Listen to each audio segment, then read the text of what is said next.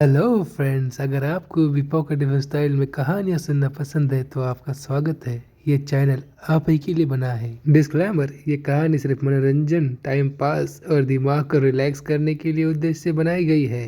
इसका मकसद किसी की भावनाओं, सोच, इज्जत, रिश्ते या पर किसी के पड़ोसी के टॉमी को ठेस पहुंचाना बिल्कुल नहीं है। इस कहानी में मौजूद सभी नाम, किरदार, जगह और घटनाएं पूरी तरह काल्पनिक है। इन्हें ढूंढने गूगल, फेसबुक या फिर चैट जीपीटी पर मत निकल जाना मित्र। अगर किसी असली इंसान से कुछ ज्यादा ही मेल खा जाए तो समझ लेना किस्मत बहुत तेज है तुम्हारी। कहानी नहीं, चेतावनी, सीरियस होकर पढ़ो। इस कहानी में कभी कभी थोड़ा सा अडल्ट कंटेंट, थोड़ा सा ड्रामा, थोड़ा जरूरत से ज्यादा सस्पेंस हो सकता है। इसलिए ये कंटेंट 13 साल से कम उम्र वालों के लिए नहीं है। 13 जोड़ वाले ध्यान दे, पढ़ना सुनना आपकी अपनी जिम्मेदारी है। अगर दिल तेज धड़कने लग जाए तो जाके ठंडा पानी पी लीजिए। कहानी बाद में भी पूरी की जा सकती है। आखिरी और सबसे जरूरी बात, कहानी के किसी भी पात्र को अपने बॉस, एक्स, रिश्तेदार या खुद से जोड़ना पूरी तरह आपकी कल्पना होगी। यह एक परफेक्ट 100% फिक्शनल स्टोरी है। चलिए तो शुरू करते हैं आज की स्टोरी। ठंडी सुंदरी की अकड़ और करण का इंतजार।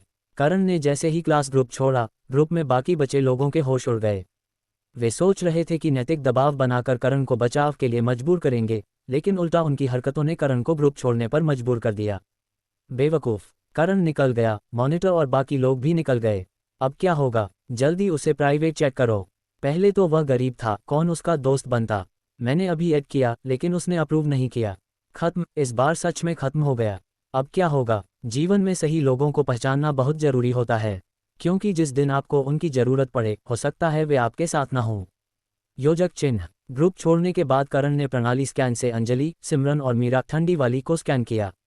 सबसे पहले अंजलि की जानकारी सामने आई। डिंग, स्कैन पूरा हुआ। नाम अंजलि, उम्र 18 साल, ऊंचाई 5 फुट 6 इंच, वजन 50 किलो, बस्ट डी जोड़, सुंदरता रेटिंग 85, बॉडी स्कोर 94, संबंधों की संख्या 0। करण ने सिर हिलाया। अंजलि का सुंदरता रेटिंग 85 था, प्रिया के 88 से सिर्फ 3 अंक कम। लेकिन बॉडी स्कोर 94 था और सबसे अहम बात, उसके भी कोई रिश्ते नहीं थे। फिर उसने सिमरन को स्कैन किया। डिंग, स्कैन पूरा हुआ। नाम सिमरन, उम्र 18 साल, ऊंचाई 5 फुट 5 इंच, वजन 48 किलो, बस्ट डी, सुंदरता रेटिंग 86, बॉडी स्कोर 92, संबंधों की संख्या 0। करण फिर सिर हिलाया। सिमरन भी बिल्कुल साफ थी। मुश्किल वक्त में इंसान का असली चरित्र सामने आता है। ये लड़कियां जिन्हें करण ने बचाया, उनमें संघर्ष की ताकत थी। आखिरकार करण की नज़र मीरा ठंडी वाली पर पड़ी। 4 स्कूल ब्यूटी में से एक, सबसे ठंडी और सबसे मुश्किल मानी जाने वाली। प्रणाली उसे कितने अंक देगी? जल्द ही उसकी जानकारी सामने आई। डिंग, स्कैन पूरा हुआ। नाम मीरा, उम्र 18 साल, ऊंचाई 5 फुट 7 इंच, वजन 52 किलो, बस्ट डी जोड़, सुंदरता रेटिंग 95, बॉडी स्कोर 95, संबंधों की संख्या 0। ये जानकारी देखते ही करण की आंखों में चमक आ गई। सुंदरता रेटिंग 95, बॉडी स्कोर भी 95, ये तो सच में लाजवाब है। और 5 फुट 7 इंच की ऊंचाई, यहाँ सबसे लंबी। उसकी सफ़ेद लंबी टांगें देखकर ही पता चलता है कि वह खास है। करण की ऊंचाई 6 फुट 2 इंच थी। उसने सोचा, बिल्कुल परफेक्ट मैच। इतनी परफेक्ट स्कूल ब्यूटी बिस्तर पर कैसी होगी? उसकी ठंडी शक्ल से कितनी अलग। सोचकर ही उत्साह आ रहा था। योजक चिन्ह। मीरा ने भी करण की नज़रों को महसूस किया। उसने सोचा, आखिरकार इसने मुझे देखा। मैं तो कह रही थी, मेरी खूबसूरती के आगे कौन सा मर्द टिक पाता है। अभी कुछ देर पहले उसने 2 बार खांसी की थी, लेकिन करण फ़ोन में लगा था और उसकी तरफ देखा भी नहीं। उसे बहुत निराशा हुई थी। अब जब करण की नज़र उस पर टिकी, तो उसने गर्व से अपनी ठुड्डी ऊपर उठा ली। उसका ठंडा एटीट्यूड वापस आ गया था। फिर उसने अपने लाल होंठ खोले और करण से कहा, करण जी, मेरे खाने का क्या? आपने जिन 2 सहपाठियों को बचाया, उन्हें तो खाना मिल गया। मैं तो बिना खाने के नहीं रहूंगी, है न? करण मुस्कुराया। सुन नहीं रही थी कि वे मुझे क्या बुला रही थीं। मैं खाना सिर्फ अपनी औरतों को देता हूँ। तो तुम्हें मेरी औरत बनना होगा। ये सुनते ही मीरा का चेहरा बदल गया। उसने ऐसा भाव दिखाया जैसे उसने कुछ अजीब सुन लिया हो। उसकी आंखों में एक तिरस्कार भरी चमक थी। वह बोली, हे भगवान, मैंने सही सुना। थोड़े से खाने के बदले तुम मुझे खरीदना चाहते हो। क्या तुम नहीं जानते कि पहले कितने अमीर लोग मेरे पीछे लाखों रुपये उड़ाते थे? मैंने किसी को हाँ नहीं कही। और तुम एक सॉसेज, थोड़ा सा दूध लेकर मुझसे मेरी औरत बनने को कह रहे हो? तुम्हारा दिमाग है या मेरा दिमाग खराब है? मीरा को ऐसा लगा जैसे उसने कोई बड़ा मजाक सुन लिया हो। जब वह स्कूल की सबसे ठंडी और सबसे मुश्किल देवी थी, तब अनगिनत अमीर लोग उसके पीछे थे। हैंडबैग, डिजाइनर कपड़े, ये तो आम बात थी, कई लोग उसे स्पोर्ट्स कार तक देने को तैयार रहते थे। लेकिन मीरा ने कभी किसी की तरफ देखा तक नहीं था। आज ये बड़े बाजू छोटी समझ वाला लड़का थोड़े से खाने के बदले उससे यह उम्मीद कर रहा था। वह क्या समझता था खुद को? करण ने ठंडी हंसी हंसते हुए कहा, अरे वाह, तो तुम बहुत ताकतवर हो। तो फिर इतने ताकतवर हो तो जो अमीर लोग तुम्हारे पीछे पड़े थे उनसे जाकर खाना मांग लो। देखो, वे अब जॉम्बी बन गए हैं, तुम्हें खाना देते हैं या खुद तुम्हें खा जाते हैं। इतना कहकर करण ने उसकी तरफ ध्यान देना बंद कर दिया और बिस्तर पर लेट गया। यहीं पर सही फैसला लेना सबसे जरूरी होता है। करण जानता था कि भूख किसी की भी अकड़ निकाल देती है। योजक चिन्ह। अंजलि और सिमरन ने ग्रुप में दिखावा करना खत्म कर लिया था और अब असली खाना खोलकर एक एक निवाला ले रही थीं। ये वैक्यूम ब्रेड और स्टार्च से बने सॉसेज शांति के जमाने में ये कबाड़ खाना था। मीरा का परिवार अमीर था, उसने इस तरह का खाना कभी देखा तक नहीं था, लेकिन अब वह अंजलि और सिमरन को सॉसेज, ब्रेड और दूध खाते देख रही थी। खाने की खुशबू हवा में घुलकर उसकी नाक तक पहुंच रही थी। 3 दिनों से भूखा पेट उत्तेजित हो गया। कर्रर, उसके पेट से मेढक जैसी आवाज आई। उसके पास कोई चारा नहीं था। वह रसोई के नल के पास गई और पानी पी लिया। ये दृश्य देखकर करण के होठों पर मुस्कान आ गई। भूख का एहसास कोई नहीं सहन कर सकता, चाहे वह कितनी भी ठंडी क्यों ना हो। ये तथाकथित ठंडी स्कूल ब्यूटी देर सबेर उसके पास आएगी ही। अगर आप उसकी जगह होते तो क्या करते? अपनी अकड़ बनाए रखते या भूख के आगे झुक जाते? योजक चिन्ह। जल्द ही रात हो गई। अंधेरे में करण ने महसूस किया कि कोई उसके बिस्तर की तरफ आ रहा था। जल्द ही उसकी आवाज़ कानों में पड़ी, पति, मैं आज रात आपके साथ सोऊंगी। आवाज़ सुनकर करण को पता चला यह अंजलि थी। बहुत अच्छा, करण को ये समझदार लोग पसंद थे, जिन्हें कुछ कहने की जरूरत नहीं पड़ती, वे खुद आ जाते हैं। आओ, बिस्तर पर आ जाओ, अच्छी बातें करते हैं। लेकिन करण को नहीं पता था कि इसी रात एक और मेहमान उसके दरवाजे पर दस्तक देने वाली थी। वह मेहमान थी मीरा, वह ठंडी स्कूल ब्यूटी जिसने आज दिन में उसके ऑफर को ठुकरा दिया था। अब उसका पेट भूख से बिलबिला रहा था और उसके पास आखिरी विकल्प बचा था, करण के पास जाना। लेकिन जब वह बिस्तर के पास पहुंची तो उसने देखा अंजलि पहले से ही वहां थी। उसके चेहरे पर जलन और हैरानी दोनों थी। वह वहीं खड़ी रह गई। क्या वह अंदर जाए या वापस चली जाए? डिंग, नया मिशन, ठंडी स्कूल ब्यूटी का दिल जीतो। इनाम, स्पेशल एबिलिटी जोड़ 1000 पॉइंट्स। अध्याय, नई सुबह, नई ताकत और नई शुरुआत। दूसरे दिन सुबह सुबह करण तरोताजा महसूस करते हुए उठा। उसके बगल में अंजलि सो रही थी, उसके चेहरे पर एक सुकून भरी मुस्कान थी। करण ने हाथ बढ़ाकर उसके गाल को हल्के से सहलाया। कल रात अंजलि ने उसकी औरत बनना स्वीकार कर लिया था। अब उसने अपने दिमाग में प्रणाली के नोटिफिकेशन देखे। डिंग, होस्ट को बधाई, सुंदरी को सफलतापूर्वक बचाने पर नई क्षमता प्राप्त हुई, अदृश्यता। ये संकेत देखकर करण हैरान रह गया। उसने सोचा, ये छोटी सी अंजलि इतनी ताकतवर साबित हुई, उसने मुझे इतनी जबरदस्त क्षमता दिला दी। उसने जल्दी से इस क्षमता का विवरण पढ़ा। डिंग, क्षमता का नाम, अदृश्यता। स्तर 1, प्रभाव, इस क्षमता का उपयोग करने के बाद होस्ट पूरी तरह पारदर्शी हो जाता है और पर्यावरण में घुल मिल जाता है। समय सीमा, 1 दिन में 1 घंटे तक अदृश्य रह सकते हैं। करण बहुत उत्साहित था, लेकिन उसके दिमाग में एक सवाल आया, 1 दिन में 1 घंटा, क्या यह एक साथ खत्म होगा या अलग अलग इस्तेमाल किया जा सकता है? अगर अलग अलग इस्तेमाल कर सकूं तो 1-1 मिनट करके 60 बार अदृश्य हो सकता हूं। बढ़िया, लेकिन ये क्षमता दिन में सिर्फ 1 बार इस्तेमाल हो सकती थी, इसलिए उसे बिना सोचे समझे बर्बाद नहीं करना था। असल मुकाबले में ही इसका टेस्ट करना सही रहेगा। अदृश्यता का कौशल, ये तो हर आदमी का सपना होता है। कितने लोग सोचते होंगे कि काश वे अदृश्य होकर लड़कियों के हॉस्टल या बाथरूम में घुस जाएं। लेकिन करण को ये क्षमता बहुत देर से मिली थी। अब एपोकेलिप्स आ चुका था, तो उसे इसका इस्तेमाल सिर्फ ज़ॉम्बी देखने के लिए करना पड़ेगा। जीवन में सही समय पर सही चीज़ मिलना भी एक कला है। लेकिन करण ने सोचा, जो मिला है उसका सही उपयोग करना ही असली समझदारी है। योजक चिन्ह। करण ने नाश्ते के लिए अंधेरे स्थान से खाना निकालना शुरू किया। लड़कियों ने जैसे ही करण को खाते देखा, वे एक एक करके उसके पास आ गईं। उनके चेहरे पर चापलूसी भरी मुस्कान थी। करण, तुम जाग गए। वो ब्रैड, कैसी लग रही है? करण ने मुस्कुराते हुए कहा, अच्छी लग रही है, चिंता मत करो, तुम सबको मिलेगी। ये कहकर उसने उनके लिए नाश्ता निकाल दिया। पास में खड़ी ठंडी स्कूल ब्यूटी मीरा ने ये सब देखा तो उसने अपने हाथों से पेट दबा लिया। लेकिन हाथों से दबाने के बावजूद उसके पेट से मेढक जैसी आवाज़ आई। कर्रर, यह आवाज़ सुनकर करण के होंठ मुस्कुराहट में तन गए। उसने उसकी तरफ देखा भी नहीं। एक और रात भूखे गुजारने के बाद वह शायद अब और नहीं सहन कर पाएगी। लेकिन अगर वह ठंडी स्कूल ब्यूटी बनना चाहती है तो बनी रहे। करण को कोई जल्दी नहीं थी। कल रात उसने अंजलि से बातें की थी, आज रात सिमरन से बातें करेगा। उसके बाद नई लड़कियों को बचाना था, फिर उनसे भी गहरी बातें करनी थीं। वह हर दिन व्यस्त था। उसके पास इतना समय कहाँ था कि वह इस तथाकथित ठंडी स्कूल ब्यूटी का ख्याल रखे। अगर आप उसकी जगह होते तो क्या करते? उस व्यक्ति के पास जाते जिसके पास खाना है, या अपनी अकड़ में भूखे मरते रहते? योजक चिन्ह। नाश्ता खत्म करने के बाद करण बाहर जाने की तैयारी करने लगा। आज किसी लड़की ने कुछ कहने की हिम्मत नहीं की, खासकर प्रिया, जो पहले सोचती थी कि वह करण को कंट्रोल कर सकती है। कल करण की डांट खाने के बाद आज उसने चुप रहना सीख लिया था। करण ने बाहर जाने से पहले आज की पूरी योजना बना ली थी। कल पहली मंजिल के महिला शौचालय से 2 लड़कियां मिली थीं, सिमरन और मीरा, ठंडी वाली। इसका मतलब था कि शौचालयों में बचे हुए लोग मिलने की संभावना बहुत अधिक थी। एपोकैलिप्स शुरू होने का समय क्लास का समय था। पिटी क्लास वाले स्टूडेंट्स को छोड़कर बाकी सब क्लासरूम में थे। जैसे ही क्लासरूम में जॉम्बी आए, वहां से भागने की कोई जगह नहीं थी।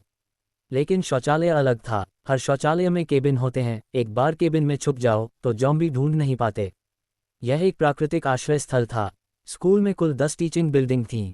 हर बिल्डिंग में 6 मंजिलें और हर मंजिल पर एक महिला शौचालय। भले ही हर शौचालय में कोई जीवित न हो, कम से कम 10 लड़कियां तो मिल ही सकती थीं। और शौचालय में जॉम्बी भी ज्यादा नहीं होते। करण की ताकत अब दोगुनी हो चुकी थी, उन कुछ जॉम्बी को मारना उसके लिए आसान था। तो आज की योजना थी 10 टीचिंग बिल्डिंग के सभी शौचालयों की जांच करना।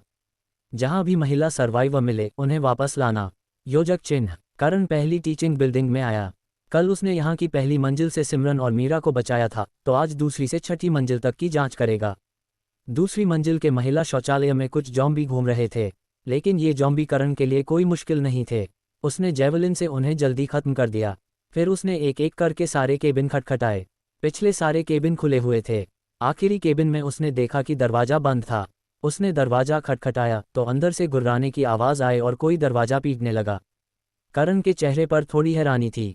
अंदर जॉम्बी है। उसने दरवाजा लात मारकर खोल दिया। अंदर एक महिला जॉम्बी थी, उसके बाल बिखरे हुए थे। वह गुर्राती हुई सीधे करण पर झपटी, लेकिन उसे जवाब मिला एक तेज जेवलिन का वार। चुस! जॉम्बी का सिर एक ही झटके में छलनी हो गया। करण ने जेवलिन बाहर निकाला और धीरे से बोला, लगता है ये सहपाठी जॉम्बी से कट गई थी, फिर शौचालय में छुप गई और फिर यही जॉम्बी बन गई। बहुत बुरा हुआ, कम से कम मैं उसे उसकी मुक्ति तो दे सका। मुश्किल समय में इंसान को सिर्फ भाग्य नहीं, सही फैसले भी बचाते हैं। अगर ये लड़की सही जगह छुपी होती तो शायद आज जीवित होती। योजक चिन्ह। दूसरी मंजिल की जांच खत्म करने के बाद करण तीसरी मंजिल पर चढ़ गया। तीसरी मंजिल के महिला शौचालय में उसने सारे जॉम्बी मार डाले। फिर उसने केबिनों की जांच शुरू की। आखिरी केबिन बंद था। उसने दरवाजा खटखटाया, कोई है? मैं बचाने आया हूँ। अंदर से तुरंत जवाब आया, कोई है, कोई है। आखिरकार कोई मुझे बचाने आया। दरवाजा खुला। अंदर से एक नाजुक चेहरा बाहर आया। उसने करण को देखते ही उत्साह से कहा, बहुत अच्छा, बहुत अच्छा। क्या आपदा खत्म हो गई? क्या आप पुलिस हैं? करण ने सिर हिलाया, नहीं, मैं इसी स्कूल का छात्र हूँ करण। लड़की के चेहरे पर थोड़ी निराशा आ गई। करण ने आगे कहा, लेकिन मैं तुम्हें बचाने आया हूँ। आपदा खत्म नहीं हुई है। मेरे साथ चलो, मैं तुम्हें खाना दे सकता हूँ, लेकिन तुम्हें मेरी बात माननी होगी और रास्ते में कोई आवाज़ नहीं करनी होगी। ये सुनते ही लड़की के चेहरे पर फिर से चमक आ गई। उसने तुरंत सिर हिलाया, हाँ ठीक है, मैं कोई मुसीबत नहीं खड़ी करूँगी। करण ने उसे देखा, एक नई लड़की, एक नई जान और शायद एक नया मौका। लेकिन उसे नहीं पता था कि आज का दिन उसके लिए और भी बड़ी चुनौती लेकर आने वाला था, क्योंकि जैसे जैसे वह और लड़कियां बचाता जा रहा था, प्रणाली उसे और भी बड़े इनाम दे रही थी और उसके आसपास औरतों की भीड़ भी बढ़ती जा रही थी। डिंग! नया मिशन, आज 5 और लड़कियों को बचाओ। इनाम, अदृश्यता क्षमता अपग्रेड, जोड़ 2000 पॉइंट्स। 25 लड़कियां और एक करण। करण ने नई मिली सहपाठी को साथ लेकर चौथी मंजिल पर चढ़ाई की। चौथी मंजिल के शौचालय में कोई जीवित नहीं मिला। 5वीं मंजिल पर 1, छठी मंजिल पर 2 जीवित मिले। इस तरह पहली टीचिंग बिल्डिंग से कुल 4 सर्वाइवर मिले। अब करण के पीछे 4 लड़कियां थीं। वह दूसरी टीचिंग बिल्डिंग की तरफ बढ़ा। पहली मंजिल के शौचालय में कोई सर्वाइवर नहीं था। करण ने वहां के जॉम्बी साफ किए और लड़कियों को अपना इंतजार करने को कहा। फिर वह ऊपर की मंजिलों पर जाकर जांच करने लगा। दूसरी बिल्डिंग की 6 मंजिलों की जांच के बाद उसे कुल 3 लड़कियां मिलीं। तीसरी टीचिंग बिल्डिंग में 5, चौथी में 2, 5वीं में 3 सर्वाइवर मिलीं।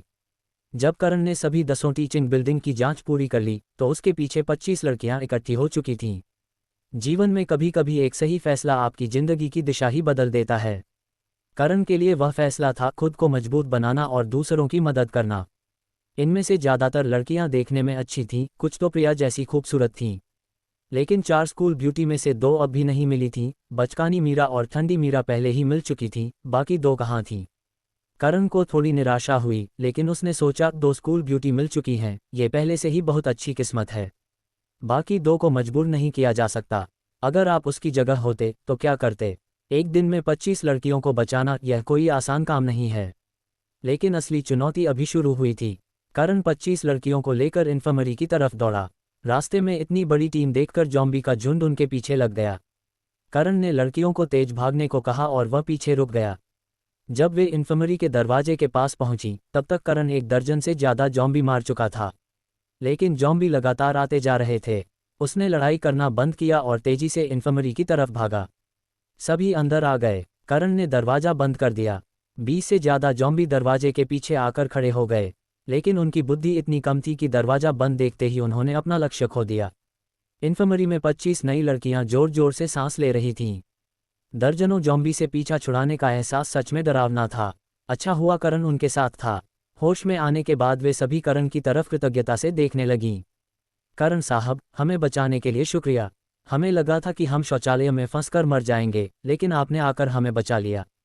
बहुत बहुत शुक्रिया। फिर उनमें से एक ने पूछा, आपने कहा था कि हमें खाना भी मिलेगा, है ना? हमें बहुत भूख लगी है। ये सुनते ही पास में खड़ी ठंडी स्कूल ब्यूटी मीरा के होठों पर एक तिरस्कार भरी मुस्कान आ गई। वह बोली, हाँ, उसका खाना पाना इतना आसान नहीं है। ये लड़का खाने के बदले हमारे शरीर खरीदना चाहता है। उसकी औरत बनोगी तभी खाना मिलेगा। ये सुनते ही 25 लड़कियों में हड़कंप मच गया।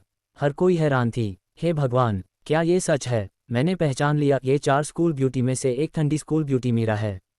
तो ये करण थोड़े से खाने के बदले हमारे शरीर खरीदना चाहता है। हम कॉलेज की लड़कियां हैं, थोड़े से खाने के लिए अपनी इज्जत बेच देंगी।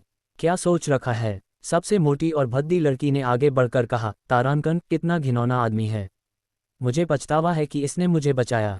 मैं शौचालय में ही मर जाती या जॉम्बी के मुंह में चली जाती, लेकिन ऐसे आदमी के हाथों नहीं बचती। बहनों, हम सब मिलकर इसको पकड़ें और जबरदस्ती खाना निकलवाएं। हम 25 हैं, इससे डरने की क्या जरूरत? ये सुनते ही कुछ लड़कियां सहमत होने लगीं। करण ने उस लड़की की तरफ देखा। वह लंबी चौड़ी, मोटी ताजी, सिर मोटा, कान बड़े, सुअर जैसी लग रही थी। शौचालय में उसे देखते ही करण सोच रहा था कि बचाया जाए या नहीं। काफी देर सोचने के बाद उसने सोचा, हर मोटे में पोटेंशियल होता है, शायद भूख से इसका वजन कम हो जाएगा। तो उसने जुआ खेलकर इसे भी बचा लिया। लेकिन इस भद्दी मोटी लड़की ने अब उसके लिए मुसीबत खड़ी कर दी थी। सच कहा है, बदसूरत लोग ज्यादा शैतान होते हैं। करण ने ठंडी आवाज में कहा, तू जॉम्बी के मुंह में मरना ज्यादा पसंद करती है ना? बहुत अच्छा। दरवाजे के बाहर 20 से ज्यादा जॉम्बी खड़े हैं। अब निकल जा। तू कम से कम 80 किलो की है, उन जॉम्बी का पेट भरने के लिए काफी होगी। ये सुनते ही मोटी लड़की के चेहरे पर गुस्से की लाली आ गई। वह करण पर उंगली उठाकर चिल्लाई, तू क्या समझता है अपने आप को? मैं क्यों जाऊं जॉम्बी के मुंह में? तू आ गया हमें बचाने, लेकिन खाना नहीं दे रहा, और खाने के बदले हमारे शरीर खरीदना चाहता है। कैसा नीच आदमी है तू! अब भी बहाने बना रहा है। घिनौना! और तूने जो खाना जमा किया है वह स्कूल का है, सबकी संपत्ति है। तू अकेला उसे क्यों हड़प रहा है? बहनों, हमें एकजुट होकर अपना हक लेना चाहिए। जबरदस्ती उससे खाना निकलवाओ, नहीं तो हम सब मिलकर छीन लेंगे। फिर उसने प्रिया, मीरा और बाकी पहले से आई लड़कियों की तरफ देखा। तुम लोग अंधेरे से रोशनी की तरफ आना चाहती हो? अंजलि ने तुरंत जवाब दिया, तू क्या बक रही है? करण ने तुझे बचाया, उसका शुक्रिया तो दूर, तू उसका खाना लूटने की बात कर रही है। अगर यहाँ नहीं रहना तो निकल जा, कोई रोक नहीं रहा। सिमरन ने कहा, हाँ, ऐसा लगता है किसी ने जबरदस्ती तुझे यहाँ रखा है।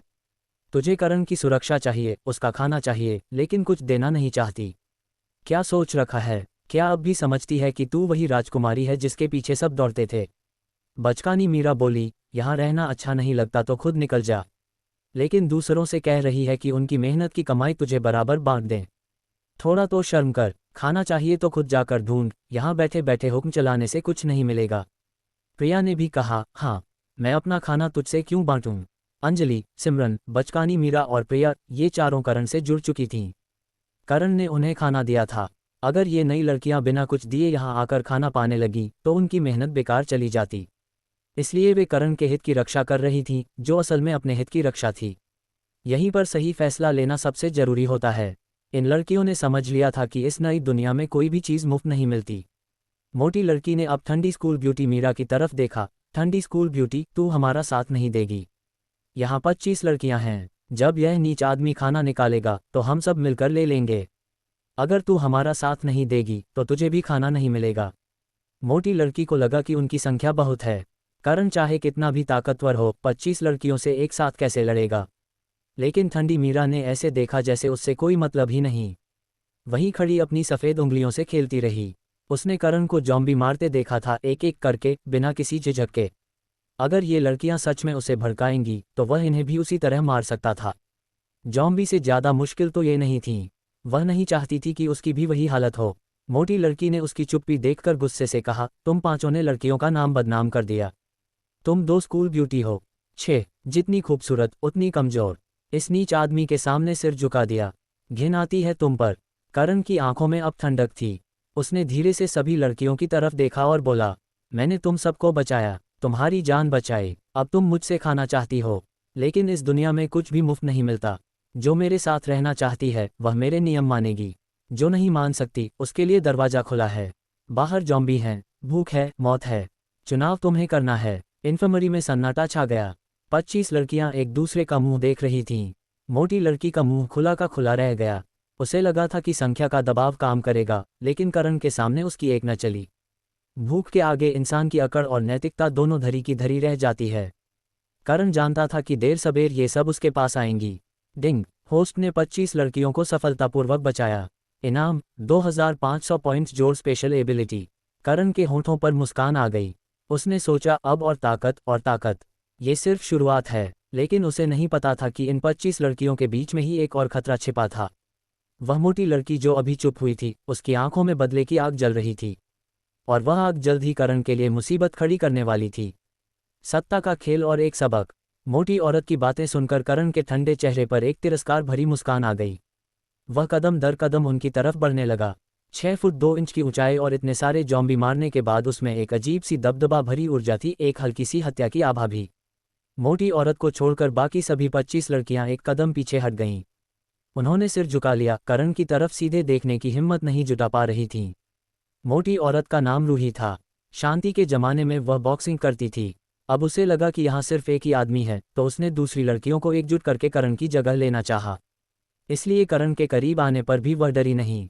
उसने मुट्ठियां भींच लीं, गर्दन ऊपर उठाए और करण के सामने अकड़कर खड़ी हो गई।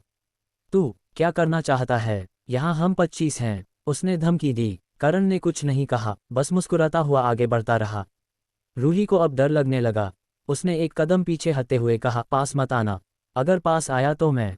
लेकिन करण रुका नहीं। वह सीधे रूही के सामने आकर खड़ा हो गया, ऊपर से नीचे उसे देखा। करण का दबदबा भरा कद और ठंडी नज़रें सामने देखकर रूही के होंठ कांपने लगे। तू क्या करेगा? मैं नहीं डरती। थोड़े से खाने के बदले मेरा शरीर खरीदना चाहता है। तुझे शर्म नहीं आती? करण अब भी चुप था। उसने हाथ उठाया और एक जोरदार थप्पड़ मारा। स्मैक! रूही एक ही थप्पड़ में जमीन पर गिर गई। उसके मुंह के कोने से खून बहने लगा। उसकी आंखों में पहले हैरानी थी, फिर वह हैरानी डर और गुस्से में बदल गई। वह उठी और चिल्लाने लगी, आह! तूने मुझे मारा। तूने सच में मुझे मारा। तू औरत पर हाथ उठाता है? हरामज़ादा, मैं तुझे मार डालूंगी। बहनों, सब आ जाओ। ये पहली बार है कि इस आदमी ने हम पर हाथ उठाया है। सारे आदमी मरने चाहिए। आदमी सबसे घिनौने जीव होते हैं। एपोकैलिप्स आ गया है। ये दुनिया हम लड़कियों की है। सब आदमियों को भगा दो। सब जॉम्बी बन जाएं। लेकिन उसके पागलों जैसे चिल्लाने से उसके पीछे की दूसरी लड़कियां उसका साथ देने नहीं आईं। उल्टे उसकी चीखों ने दरवाजे के बाहर के जॉम्बी को आकर्षित कर लिया। वे दरवाजा पीटने और दहाड़ने लगे। सभी लड़कियां डर गईं। उनके चेहरों पर दहशत छा गई। रूही, चिल्लाना बंद कर। जॉम्बी आवाज़ सुनकर अंदर आ जाएंगे। हाँ, बस कर। ऐसे ही चिल्लाती रही तो सब मर जाएंगे। चुप हो जा। खाने का मामला बाद में देखेंगे, पहले जान बचाओ। अब और आवाज़ मत कर। ये सुनकर कि दूसरी लड़कियां उसके खिलाफ हो गईं, रूही और जोर से चिल्लाने लगी। क्या मतलब? मैं तुम लोगों के हक के लिए लड़ रही हूँ और तुम इस आदमी की तरफदारी कर रही हो। तुम लोगों ने औरतों का नाम बदनाम कर दिया। गर्ल हेल्प गर्ल कहाँ गई? ये हमें खाना नहीं दे रहा तो कम से कम सब मिलकर मरेंगे। तुम इसकी तरफदारी कर रही हो तो सब मिलकर मरेंगे। सब मरेंगे। आह! किसी का साथ न देखकर रूही पागलों की तरह चिल्लाने लगी। वह इन्फर्मरी में चीख रही थी, मानो सबको अपने साथ डुबोना चाहती हो, या तो सब बचें या सब मरें। ये देखकर करण के माथे पर बल आ गए। वह उसके पास गया, उसका गला पकड़कर ऊपर उठा लिया। जब कोई पूरे समूह की सुरक्षा के लिए खतरा बन जाए तो उसे रोकना ही सबसे बड़ी समझदारी होती है। करीब 80 किलो वजनी रूही करण के हाथों में लटक रही थी, उसके पैर जमीन से ऊपर थे। करण की ताकत साफ दिख रही थी। अब रूही को असल में एहसास होने लगा कि करण कितना खतरनाक था। उसने मुश्किल से कहा, तू क्या करेगा? करण ने ठंडी हंसी हंसी, हाँ, तू मरना चाहती है न? तू सबको जॉम्बी के मुंह में धकेलना चाहती है, तो मैं तेरी मुराद पूरी करता हूँ। ये कहकर वह उसकी गर्दन पकड़कर उठाता हुआ दरवाजे की तरफ ले गया। उसके दूसरे हाथ ने दरवाजे का हैंडल पकड़ लिया। दरवाजे के बाहर अनगिनत जॉम्बी दरवाजा पीट रहे थे। जैसे जैसे वे पीटते जा रहे थे, दरवाजा ज्यादा देर नहीं टिक सकता था। ये देखकर रूही सच में डर गई। वह चिल्लाई, क्या कर रहा है? मुझे जॉम्बी को खिलाने फेंकेगा? तू हत्या कर रहा है, कानून तोड़ रहा है। करण ने कुछ नहीं कहा, हैंडल घुमाने लगा। ये देखकर रूही सच में डर गई। उसका पूरा शरीर कांपने लगा। डर से उसकी आंखों से आंसू बहने लगे। वह गिड़गिड़ाने लगी, नहीं, मुझे बाहर मत फेंको, मुझसे गलती हुई, मैं मरना नहीं चाहती, मैं जॉम्बी के मुंह में नहीं जाना चाहती, मैं तो बस डरा रही थी तुम लोगों को। ओह! करण ने ठंडी हंसी हंसी, क्या तू मेरी औरत बनने को तैयार है? रूही चौंक गई। उसने सोचा नहीं था कि ऐसे हालात में करण यह सवाल पूछेगा। फिर उसके चेहरे पर एक उम्मीद की चमक आए और वह जल्दी से बोली, हाँ, मैं बिल्कुल तैयार हूँ। पहले मुझे नीचे उतारो, मैं अभी तुम्हारे साथ बिस्तर पर चलती हूँ। तभी करण को प्रणाली का संकेत मिला। डिंग! होस्ट को बधाई, लड़की को सफलतापूर्वक बचाने पर सिस्टम पुरस्कार मिला। भंडारण स्थान का स्तर 1 बढ़ गया। ये संकेत पाते ही करण के चेहरे पर संतोष भरी मुस्कान आ गई। फिर उसने रूही से कहा, तू तैयार है, लेकिन अफसोस मैं तैयार नहीं हूँ। फिर उसने झट से दरवाजा खोल दिया। जॉम्बी अंदर घुसने ही वाले थे कि करण ने एक लात मारी। सबसे तेज झपटने वाला जॉम्बी कई मीटर दूर जा गिरा। फिर उसने हाथ झटककर 80 किलो वजनी रूही को भी बाहर फेंक दिया, सीधे जॉम्बी के झुंड के बीच में। फिर झट से दरवाजा बंद कर दिया। बाहर जॉम्बी की दहाड़ें और रूही की चीखें सुनाई दे रही थीं। यहीं पर सही फैसला लेना सबसे जरूरी होता है। जो पूरे समूह के लिए खतरा बन जाए, उससे समूह की रक्षा करना ही नेता का कर्तव्य है। इन्फर्मरी में बची 24 लड़कियां डर के मारे पूरी तरह कांप रही थीं। वे एक दूसरे से चिपक गई थीं, अपने कान हाथों से दबा लिए थे। यहाँ तक कि ठंडी स्कूल ब्यूटी मीरा के चेहरे पर भी डर साफ दिख रहा था। करण हमेशा कहता था कि लोगों को जॉम्बी को खिलाने फेंक देगा, लेकिन वह सोचती थी कि वह सिर्फ बातें करता है। उसने कभी सोचा नहीं था कि करण सच में ऐसा कर देगा। रूही, जिसे 20 से ज्यादा जॉम्बी ने घेर लिया था, वह 5 मिनट तक चीखती रही, फिर चीखें थम गईं। करण की ठंडी नज़रें बची हुई 24 लड़कियों पर पड़ीं। उसकी नज़रों का सामना करते ही वे सब कांप उठीं। उनकी पीठ ठंडे पसीने से भीग गई। हर कोई अपनी नज़रें झुका रहा था, कोई करण की तरफ देखने की हिम्मत नहीं जुटा पा रहा था। तब करण ने कहा, कोई और मुक्का दिखाना चाहता है? मैं साफ कहता हूँ, यहाँ रहना है तो मेरी बात माननी होगी। अगर किसी ने सबकी सुरक्षा के लिए खतरनाक हरकत की, तो उसका अंजाम वही होगा जो उस मोटी औरत का हुआ। समझ में आया? सभी लड़कियां बार बार सिर हिलाने लगीं। समझ में आ गया। माफ कर दो, हम ऐसा कुछ नहीं करेंगे। हमें बाहर मत फेंको प्लीज। ओह माँ, मुझे बहुत डर लग रहा है। इनकी हरकत देखकर करण के चेहरे पर संतोष भरी मुस्कान आ गई। जब आप दयालुता दिखाते हैं तो लोग आपकी इज्जत नहीं करते, लेकिन जब आप अपनी ताकत दिखाते हैं तो वे अपने आप आपके सामने झुक जाते हैं। उसने इतनी मेहनत से इन लोगों को शौचालयों से बचाया था और ये उसके खिलाफ गिरोह बनाकर उसका खाना लूटना चाहती थी। अगर सबक न सिखाया तो ये जान ही नहीं पाती कि बड़ा कौन और छोटा कौन। वह मोटी औरत काफ़ी मजाकिया थी।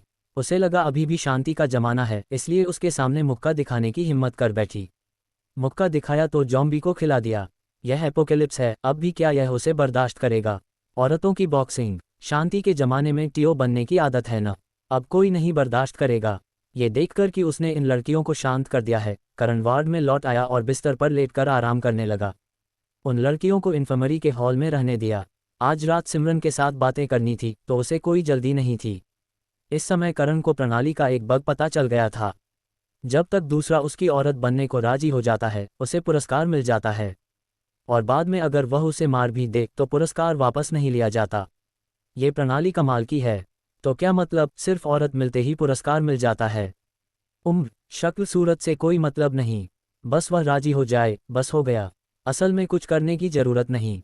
बहुत बढ़िया, बहुत जबरदस्त। करण के होठों पर मुस्कान थी, लेकिन उसकी आंखें अभी भी ठंडी थीं। इन्फर्मरी के हॉल में 24 लड़कियां सन्नाटे में बैठी थीं।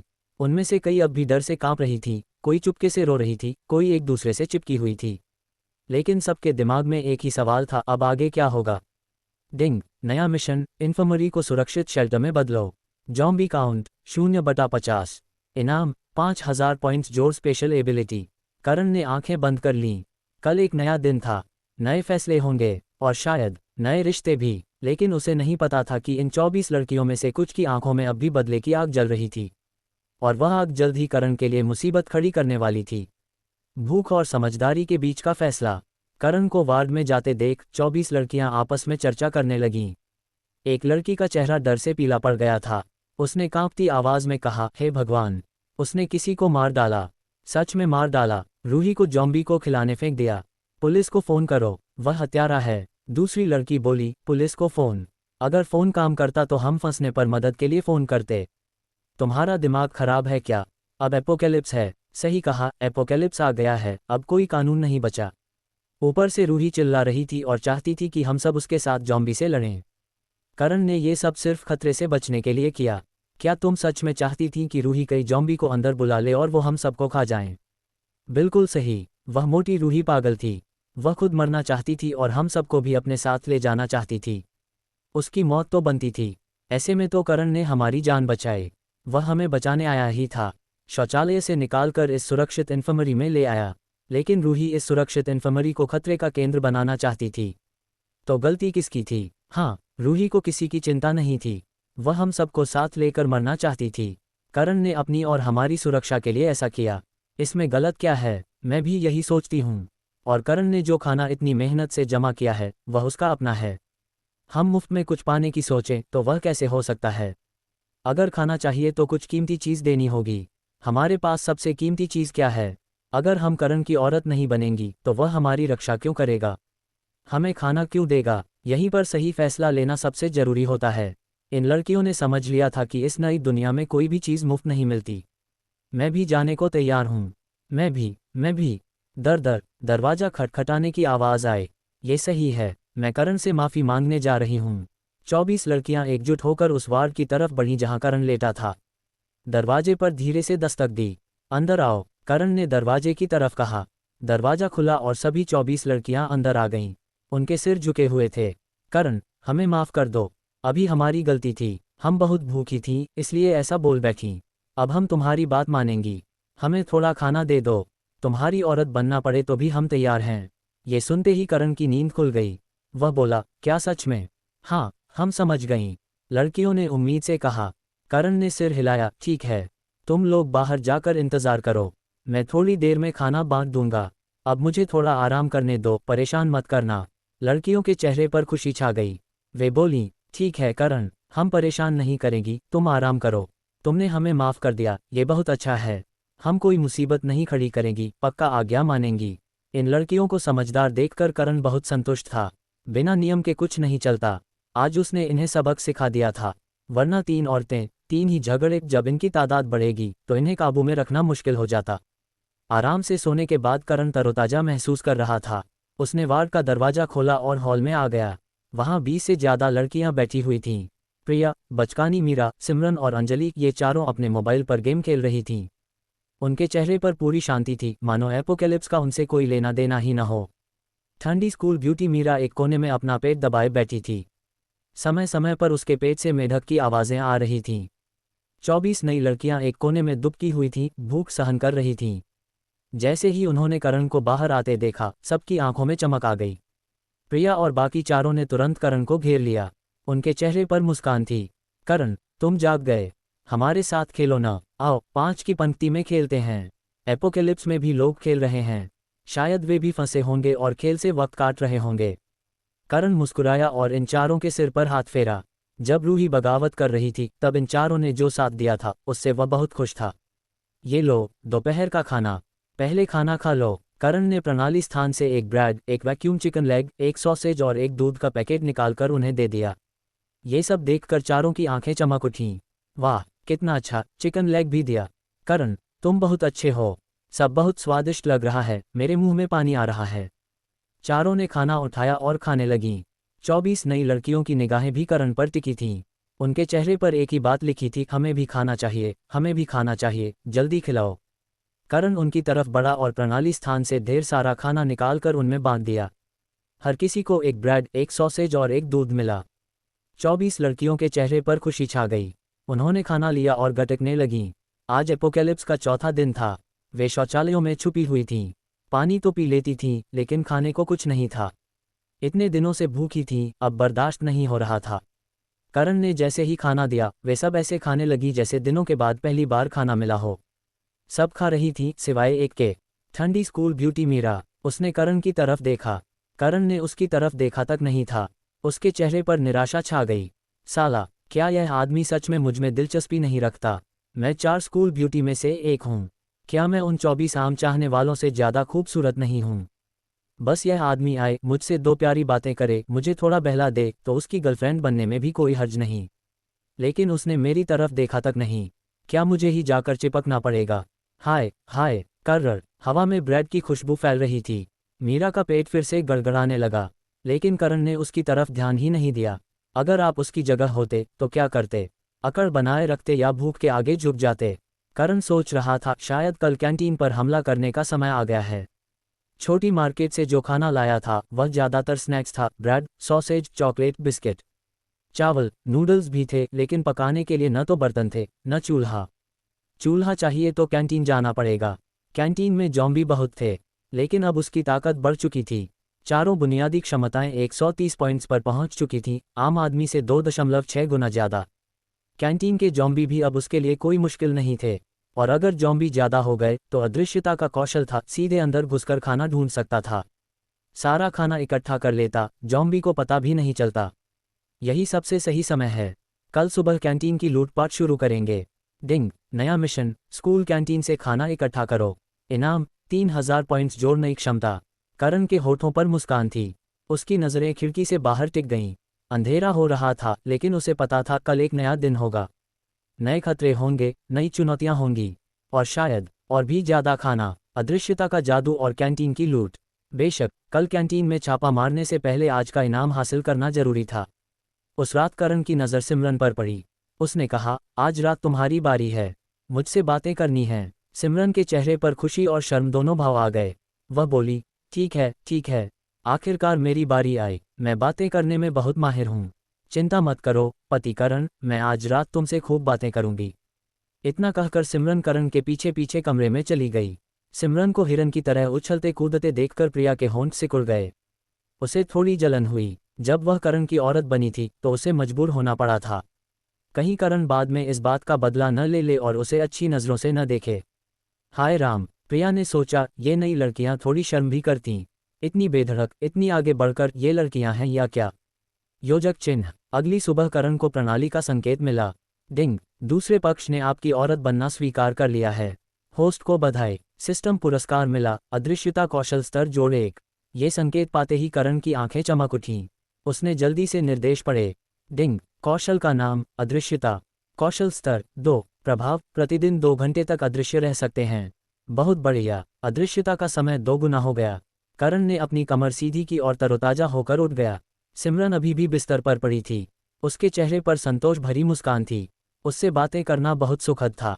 सच में ये लड़की उतनी ही अच्छी निकली जितना उसने कहा था, बातें करने में बहुत माहिर। उसकी आंखों पर चश्मा था, देखने में बिल्कुल भोली भाली लगती थी। लेकिन एक बार बातचीत पर उतरी तो उसका अंदाज बिल्कुल बदल जाता था। हालांकि उसका पहले कोई बॉयफ्रेंड नहीं था, लेकिन उसने ढेर सारी किताबें पढ़ रखी थीं। उसकी जानकारी प्रिया, मीरा और अंजलि सबसे ज़्यादा थी। करण ने सोचा, आसमान में हवाई जहाज सबसे ऊंचा, जमीन पर चश्मे वाली सबसे गर्म। ये बात सच निकली। उसने सिमरन के गाल को हल्के से दबाया और फिर उठकर नाश्ता बांटने लगा। योजक चिन्ह। लड़कियों को नाश्ता देने के बाद करण उनके आभार भरी नज़रों के बीच कैंटीन में सामान ढूंढने निकल पड़ा। बाहर आते ही उसने दरवाजे पर खड़े 20 जॉम्बी ढेर कर दिए। जमीन पर एक कंकाल पड़ा था, वह थी रूही, जिसे कल करण ने बाहर फेंक दिया था। करण ने उस कंकाल की तरफ देखा और ठंडी आवाज में कहा, उठ और बॉक्सिंग कर। कुछ बोल क्यों नहीं रही? जॉम्बी के साथ बॉक्सिंग करके उन्हें काटने से क्यों नहीं रोकती? लगता है यह महिला बॉक्सर जॉम्बी के सामने बेमिल साबित हुई। यहीं पर सही फैसला लेना सबसे जरूरी होता है। जो खुद को सबसे बड़ा समझता है वह अक्सर अपने अहंकार में ही नष्ट हो जाता है। योजक चिन्ह। रास्ते में करण को कोई और जॉम्बी नहीं मिला, लेकिन जब वह छोटी मार्केट के पास से गुजरा तो उसने देखा कि मार्केट के दरवाजे पर 2 और जॉम्बी के शव पड़े थे। करण ने दूसरे दिन इन जॉम्बी को मारा था। आज एपोकैलिप्स का 5वां दिन था। उसके मारे हुए जॉम्बी सड़ने लगे थे, लेकिन ये 2 शव ताज़ा थे, जैसे अभी अभी मारे गए हों। ये करण के मारे हुए नहीं थे। करण ने उनके सिर देखे, दोनों के सिर फटे हुए थे, जैसे किसी भारी चीज से वार किया गया हो। कुल्हाड़ी जैसा कोई हथियार लग रहा था। उसके माथे पर बल आ गए। क्या स्कूल में और भी जीवित बचे हैं? और यह बड़ा खतरनाक है, एक ही वार में जॉम्बी का सिर फोड़ देना कोई आसान काम नहीं। अगर उसने छोटी मार्केट का सारा सामान हटा लिया होता तो वह अब कैंटीन की तरफ जरूर बढ़ता। क्या वहां का सारा खाना भी वही हड़प ले गया? करण ने तेज कदमों से कैंटीन की तरफ रुख किया। जैसा कि उम्मीद थी, कैंटीन के दरवाजे पर कई जॉम्बी के शव पड़े थे। ये भी सिर पर वार से मारे गए थे, लेकिन कैंटीन के अंदर अभी भी बहुत सारे जॉम्बी थे। इसका मतलब था कि वह दूसरा आदमी कैंटीन के अंदर नहीं घुसा था। शायद उसने बाहर से ही जॉम्बी को ललकारा होगा और जो बाहर निकले उन्हें मार डाला होगा। फिर जब अंदर बहुत ज़्यादा जॉम्बी देखे होंगे तो खाना ढूंढने का इरादा छोड़ दिया होगा। करण ने राहत की सांस ली। अब तक ठीक है। अगर कैंटीन का सारा खाना कोई और उड़ा ले गया होता तो बड़ा नुकसान होता। कैंटीन के अंदर 50-60 जॉम्बी घूम रहे थे। उनसे लड़ने में समय बर्बाद करने के बजाय करण ने सीधे अदृश्यता का इस्तेमाल किया। डिंग। अदृश्यता सक्रिय। अगले ही पल करण वहीं से गायब हो गया। उसके हाथ में तीर कमान और जैवलिन भी पारदर्शी होने लगे। ये देखकर करण हैरान रह गया। बहुत बढ़िया। हाथ में जो हथियार है वह भी अदृश्य हो जाता है। इससे चुपके से हमला करना बहुत आसान हो जाएगा। अदृश्यता की 3 तरह की क्षमताएं होती हैं। सबसे बढ़िया वह जिसमें कपड़े और हथियार भी अदृश्य हो जाते हैं, बिल्कुल करण की तरह। दूसरी तरह जिसमें सिर्फ शरीर अदृश्य होता है, अदृश्य होते ही कपड़े उतारने पड़ते हैं, हथियार छोड़ने पड़ते हैं। तीसरी और सबसे घटिया जिसमें शरीर के अंदर की चीज़ें भी अदृश्य नहीं होती, खाना पेट में जाते ही वह हवा में तैरता नजर आता है। करण की क्षमता सबसे बढ़िया थी। उसने एक छोटा सा प्रयोग किया। उसने कैंटीन के कोने पर हाथ रखा, कोना नहीं बदला। जमीन से एक ईंट उठाए, ईंट अदृश्य हो गई। उसके मन में एक सवाल आया, क्या इसका मतलब यह है कि जो चीज़ मैं पूरी तरह उठा सकता हूँ वही अदृश्य हो सकती है? अगर मैं किसी का हाथ पकड़ूं तो क्या वह भी मेरे साथ अदृश्य हो जाएगी? फिर उसने सिर हिलाया। अभी यह प्रयोग बाद में करेंगे, पहले खाना इकट्ठा करना है। योजक चिन्ह। अदृश्य करण सीधे कैंटीन के अंदर घुस गया। जॉम्बी को उसके होने का पता तक नहीं चला। वह सीधा कैंटीन के बैक किचन वेयरहाउस में पहुंच गया। वहां ढेर सारा खाना था। 100 किलो चावल, सैकड़ों बोरे आटा, सब ले लिया। आलू, शकरकंद, अरबी, मक्का, सोयाबीन, लाल बीन, हरी बीन, काला बीन, सब ले लिया। दर्जनों बाल्टी खाने का तेल, सैकड़ों किलो ताजी सब्जियां, कितने किलो फ्रोजन मीट, सब ले लिया। Induction cooker, gas cylinder, gas चूल्हा, सब ले लिया। बर्तन, कढ़ाई, कटोरे, चम्मच, सब ले लिया। अब करण का भंडारण स्थान 2 स्तर अपग्रेड हो चुका था। वह 20 मीटर के दायरे में सब कुछ सोचते ही समेट सकता था। बस कुछ ही मिनटों में उसने कैंटीन का पूरा बैक किचन और वेयरहाउस खाली कर दिया। अब उसका भंडारण स्थान सामान से भर गया था। सिर्फ चावल और आटे का ही कई दर्जन टन था। ये सामान उसे और उन लड़कियों को कई सालों तक खिलाने के लिए काफ़ी था। लेकिन इकट्ठा करते समय करण ने एक बात गौर की, कैंटीन का किचन थोड़ा अस्त व्यस्त था। जाहिर है यहाँ भी कोई आकर सामान लूट चुका था। शायद खाना ढूंढने वाला सिर्फ एक ही नहीं था। दरवाजे पर जो जॉम्बी पड़े थे वे किसी ने बाहर बुलाकर मारे होंगे। एक आदमी ने जॉम्बी को बाहर बुलाया, दूसरे ने अंदर घुसकर सामान हड़प लिया। लेकिन अच्छी बात यह थी कि उनके पास प्रणाली का भंडारण स्थान नहीं था। चाहे कोई कितना भी बड़ा बैग लेकर आए, वह ज़्यादा से ज़्यादा कुछ दिनों का राशन ही ले जा सकता था।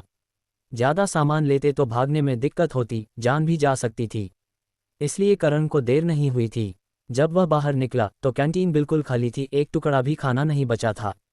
लेकिन जैसे ही वह बाहर आया, उसकी नज़र दूर खड़े एक शख्स पर पड़ी। वह आदमी 6 फुट से भी लंबा था।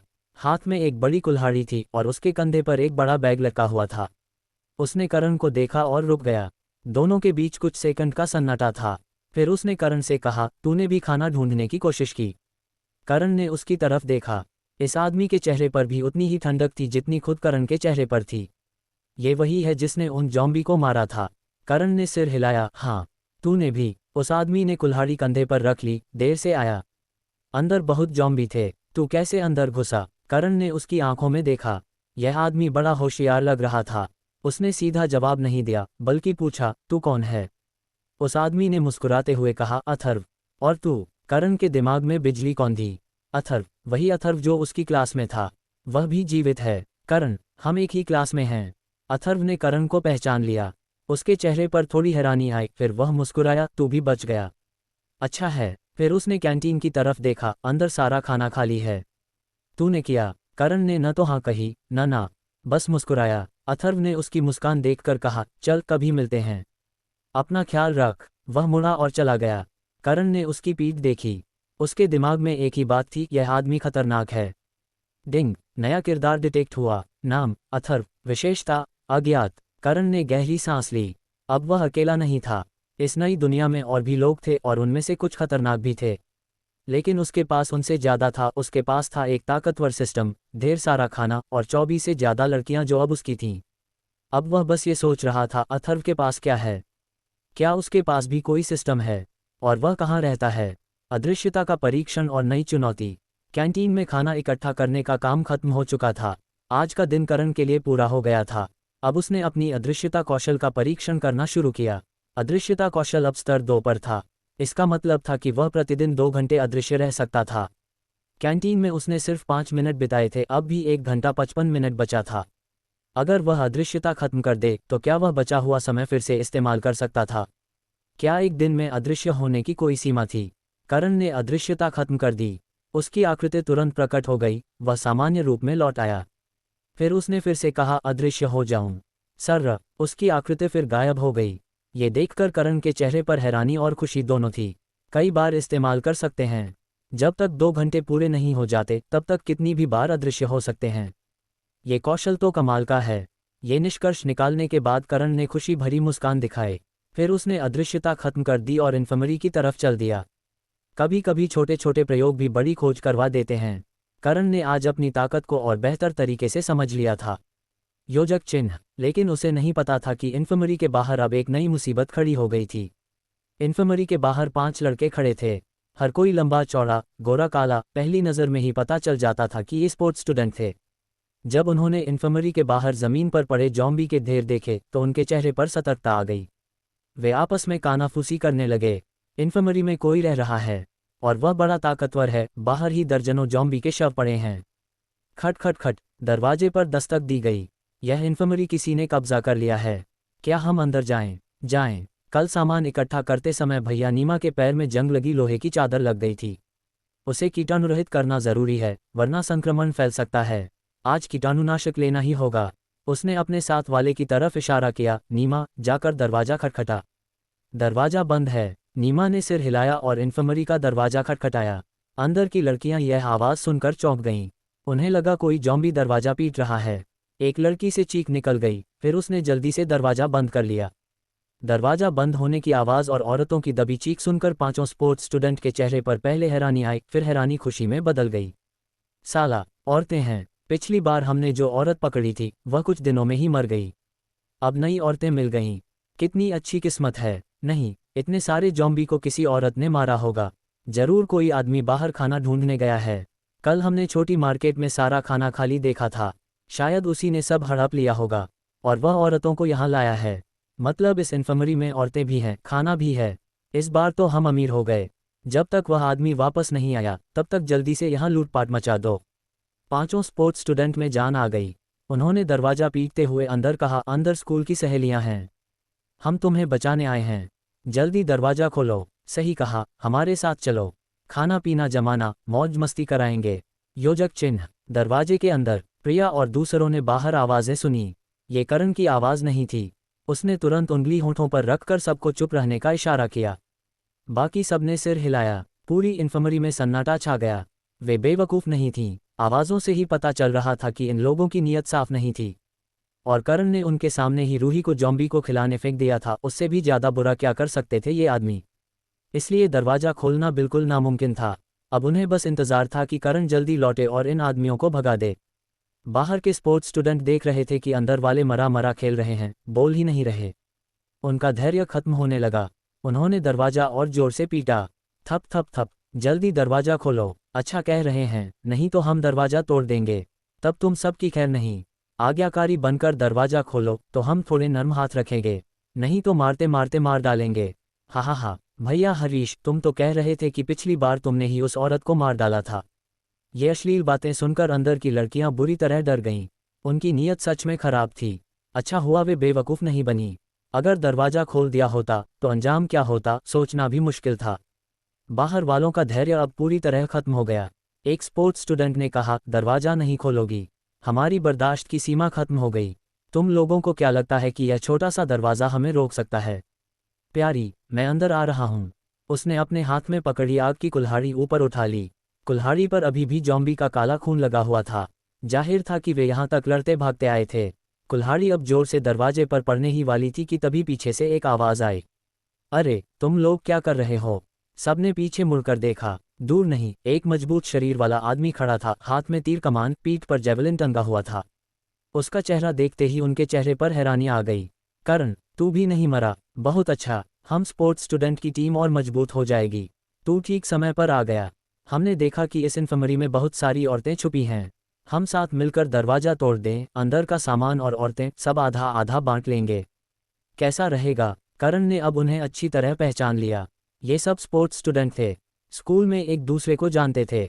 करण के स्पोर्ट्स परफॉर्मेंस स्कूल में पहले नंबर पर थे, इसलिए स्पोर्ट्स स्टूडेंट्स में भी उसका नाम मशहूर था।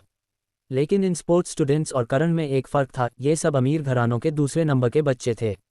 उनके परिवार बहुत अमीर थे।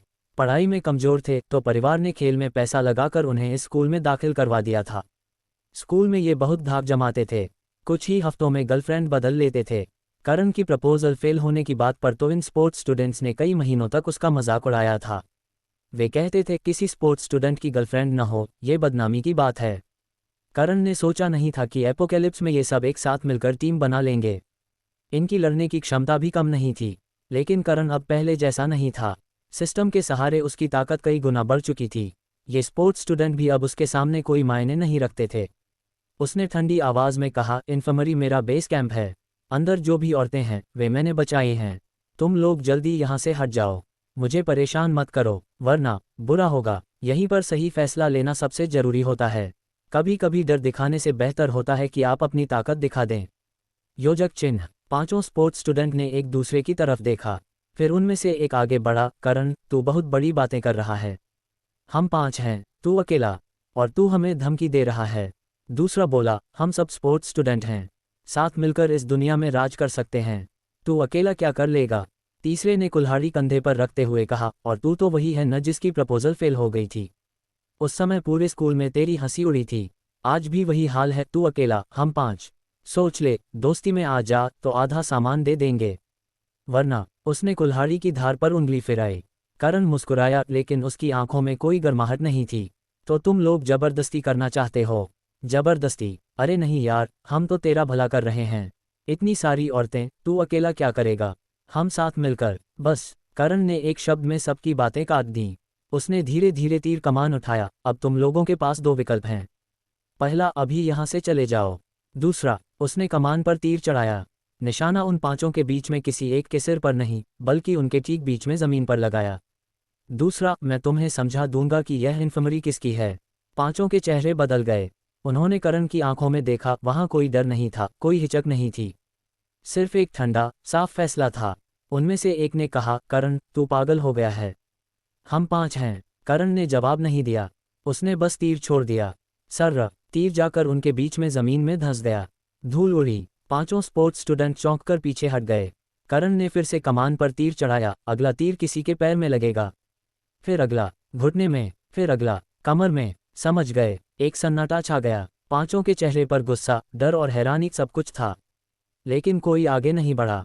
आखिरकार एक ने कहा, चलो यहाँ से चलते हैं। दूसरा बोला, करण, तू भूल गया कि हम कौन हैं? ये बात यहीं खत्म नहीं होगी। करण मुस्कुराया, मैं भूला नहीं हूँ, लेकिन शायद तुम भूल गए कि दुनिया अब कैसी है। 5 ने एक दूसरे की तरफ देखा, फिर धीरे धीरे पीछे हटे हुए इन्फर्मरी से दूर जाने लगे। करण ने उनकी पीठ देखी। उसके हाथ में कमान अभी भी थी, तीर अभी भी चढ़ा हुआ था। जरूरी नहीं कि हर दुश्मन सामने से हमला करे।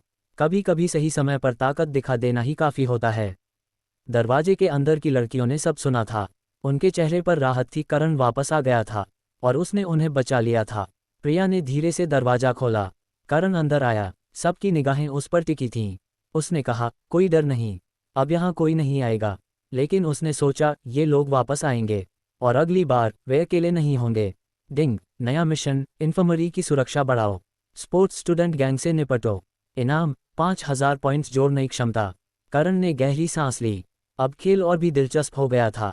अदृश्य हत्यारा और 5 लाशें। ये सुनते ही पांचों स्पोर्ट्स स्टूडेंट के चेहरे बदल गए। यह इन्फर्मरी करण का बेस कैंप था और अंदर जितनी भी औरतें थीं वे सब उसकी थीं। वाह, ये करण तो कमाल का निकला। उनमें से एक, जो सबसे आगे था, उसने चेहरे पर मुस्कान लाते हुए कहा, करण तू भी तो दिलवाला निकला। एपोकेलिप्स आते ही औरतें इकट्ठी करने लगा। चल हमारी टीम में शामिल हो जा, हम स्पोर्ट्स स्टूडेंट मिलकर और भी ताकतवर हो जाएंगे। पूरा स्कूल हमारा बेस कैंप होगा, हम स्कूल में मनमानी करेंगे। कैसा रहेगा? करण का शरीर मजबूत था, स्पोर्ट्स परफॉर्मेंस भी स्कूल में पहले नंबर पर था। वे नहीं चाहते थे कि करण से दुश्मनी हो। अगर वह उनकी टीम में शामिल हो जाए तो बहुत अच्छा था। बस करण अपना इकट्ठा किया सामान और औरतें उनके साथ बांट ले तो वे उसे अपनी टीम में शामिल कर सकते थे। लेकिन करण ने सिर हिलाया, दिलचस्पी नहीं। सामने वाले स्पोर्ट्स स्टूडेंट के चेहरे पर तिरस्कार भरी मुस्कान आ गई। हा, मानता नहीं। करण, तुझे लगता है तू अकेला हम सबका मुकाबला कर सकता है? औरतें सबकी होती हैं, अकेले हड़पने की कोशिश मत कर। ध्यान रख, अकेला दम घोंट देगा। करण ने कुछ नहीं कहा। उसने हाथ में तीर कमान उठाया, कमान खींची, तीर चढ़ाया और उनकी तरफ तान दिया। फिर ठंडी आवाज में बोला, मेरी औरतों के बारे में तुम लोग फैसला कर सकते हो। मैंने तुम्हें जाने दिया, नहीं जाना तो मत जाओ। मैं तुम्हारी विदाई कर दूंगा। बिना कुछ कहे करण ने तीर छोड़ दिया। सर, तीर सीधे उस स्पोर्ट्स स्टूडेंट की छाती में जा धंसा। वह अपनी छाती पकड़कर गिर गया। उसकी आंखों में हैरानी थी। तूने हत्या कर दी। इतना कहकर वह जमीन पर गिर पड़ा। उसकी आंखें खुली रह गईं। यहीं पर सही फैसला लेना सबसे जरूरी होता है। कभी कभी एक बार ही काफ़ी होता है कि आप अपनी जगह पक्की कर लें। बाकी 4 स्पोर्ट्स स्टूडेंट ये देखकर डर गए। उसने हत्या कर दी। करण ने हत्या कर दी। साला, भैया उठो। सर, भाइयों साथ आओ, ये हमारे भैया को मार डाला। हम चारों तरफ से घेर लेते हैं। इसके तीर इतनी तेज नहीं चल सकते। चारों ने अलग अलग दिशाओं से करण की तरफ दौड़ना शुरू कर दिया। लेकिन करण ने तीर नहीं चलाया। उसके चेहरे पर एक ठंडी मुस्कान थी। फिर उसने मन ही मन कहा, अदृश्य। चारों स्पोर्ट्स स्टूडेंट तेजी से करण की तरफ दौड़ रहे थे। अचानक करण उनके सामने से गायब हो गया। वे ठिठक गए। उनके चेहरे पर डर छा गया। साला, क्या हो रहा है? वह कहाँ गया? यह क्या बकवास है? वह करण ही था न? क्या हो रहा है? क्या मैं सपना देख रहा हूँ? वह आदमी है या भूत? वे अभी उलझन में ही थे कि तभी चुस, एक हल्की आवाज आई। एक स्पोर्ट्स स्टूडेंट की छाती पार हो गई। उसकी छाती से खून की धार फूट पड़ी। उसके शरीर पर एक पारदर्शी खून का छेद दिखाई दिया। लेकिन वे देख नहीं पा रहे थे कि किस चीज ने उसकी छाती पार की थी, जैसे वह छेद हवा में ही अचानक बन गया हो। वह स्पोर्ट्स स्टूडेंट चीख पड़ा। वह अपनी छाती को हैरानी से देख रहा था। दर्द हो रहा है। दर्द, बचाओ, मुझे बचाओ। सर, जेवलिन निकालने की आवाज आई। उसकी छाती से खून की फव्वारे की तरह उड़ान भर गई। वह अपनी छाती पकड़कर जमीन पर गिर पड़ा। उसका शरीर खून की कमी से सिहर रहा था। धीरे धीरे उसकी आंखें बंद होने लगी थीं। बाकी 3 बचे थे। वे डर के मारे कांप रहे थे। उन्होंने सोचा नहीं था कि करण भूत की तरह अदृश्य हो जाएगा और चुपके से हत्या भी कर सकता था। अब उन्हें पता ही नहीं था कि करण कहाँ था। शायद वह उनके पीछे खड़ा था, हथियार उनके दिल पर ताने हुए था, बस एक विचार से उन्हें मार सकता था। यह अनजान डर उनके रोंगटे खड़े कर रहा था। स्मैक, एक स्पोर्ट्स स्टूडेंट घुटनों के बल गिर गया। वह हवा में सिर झुकाकर बोला, करण, हमसे गलती हुई। हमें मत मार, हम अभी यहाँ से निकल जाते हैं। बस हमें जीवित छोड़ दे। बाकी 2 ने भी ये देखा। वे भी घुटनों पर गिर गए और मिन्नतें करने लगे। करण, हम अज्ञानी थे, हमें माफ कर दे। हम सब स्पोर्ट्स स्टूडेंट हैं, पहले से एक दूसरे को जानते हैं। हम दोस्त हैं, भाई हैं। करण, स्कूल स्पोर्ट्स मीट में मैंने तेरे साथ 400 मीटर रिले दौड़ा था। हम टीममेट थे, प्लीज हम सबको मत मार। लेकिन उन्हें करण की आवाज़ नहीं, बल्कि जेवलिन के गोश्त में धंसने की आवाज़ें सुनाई दीं।